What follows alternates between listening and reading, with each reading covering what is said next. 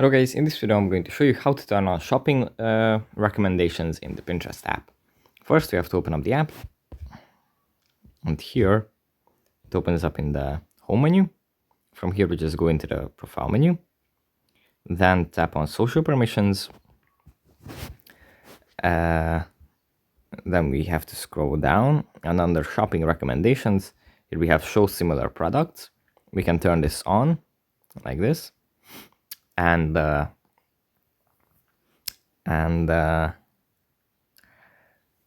this means that when we find a product on Pinterest, the app is going to show us similar ones in the recommendations below. And that's basically it. You can turn this off as well if you don't want to have these recommendations cluttering your feed. But yeah, thanks for watching, and I'll see you in the next one.